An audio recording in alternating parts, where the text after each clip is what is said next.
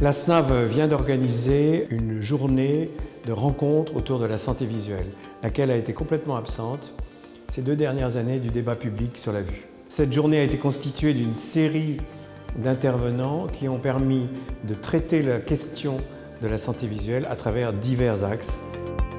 Gérard Mermet, sociologue, a dressé un tableau général de la santé visuelle. Dans tous ces modes de consommation et ces modes de vie plus largement, la santé occupe une place très particulière.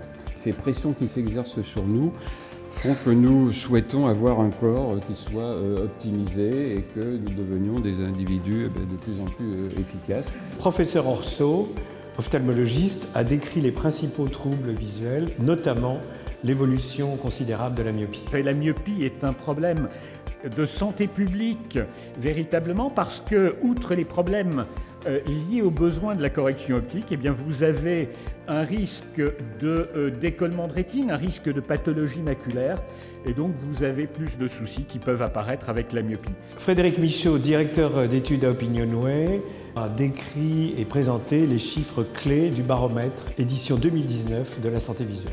Avoir des problèmes de vue constitue le principal domaine de préoccupation des Français. Plus d'1 million de Français, n'a jamais fait contrôler sa vue. Marc Guyot, économiste de la santé, professeur à ESSEC, a décrit avec force les coûts du mal-voir. On pourrait faire la somme de toutes les maladies dans lesquelles la diminution de la vision non traitée a joué un rôle.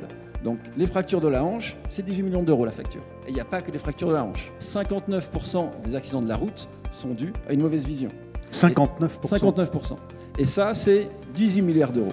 Le dernier point, bien sûr, c'est la baisse des facultés d'attention pour les enfants à l'école et pour nous autres, les adultes, dans notre vie professionnelle. Nicolas Jariès a réalisé pour l'ASNAV une étude qualitative auprès de consommateurs et en a présenté les principales demandes et attentes.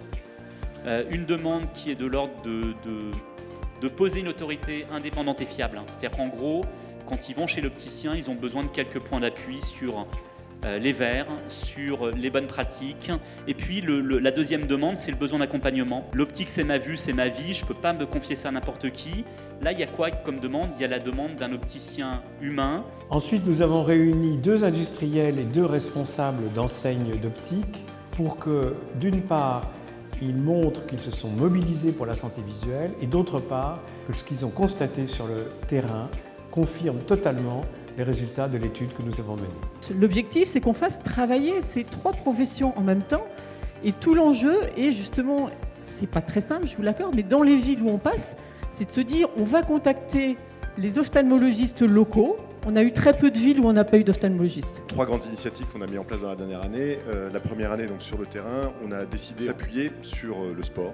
Donc on a d'autres initiatives. Donc une grosse initiative qu'on a mise en place l'année dernière pour faire, on va dire, de la sensibilisation en continu, c'est qu'on a mis en place un site internet qui s'appelle labonnevue.fr. Et il y a un gros sujet dont parlait également le professeur Orso tout à l'heure. On sait qu'un enfant se plaindra rarement de mal-voir. Donc il faut également sensibiliser les enfants et les parents sur le sujet du mal-voir.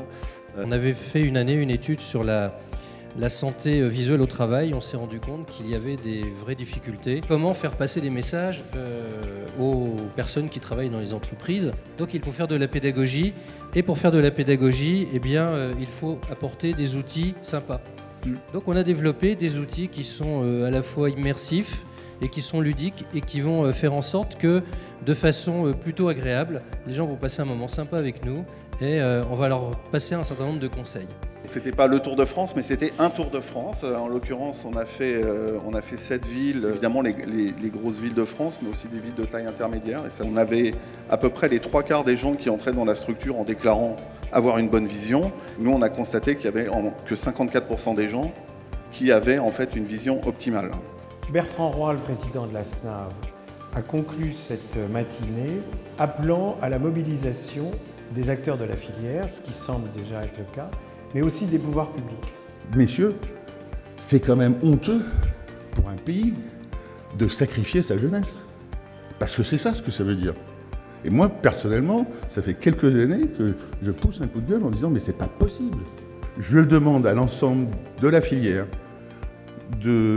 de se mobiliser, de mobiliser nos départements, nos maires, nos futurs maires, nos candidats maires, etc., de mobiliser tous les médias pour dire cette année, les 16-24 ans, entre le 10 et le 19 octobre, vous pouvez vous faire dépister gratuitement dans plein d'endroits différents. Et là, nous avons besoin de la mobilisation de tous pour enfin réduire cet écart et cette anomalie qui fait que plus de 500 000 jeunes de 16-24 ans n'ont jamais eu l'examen visuel.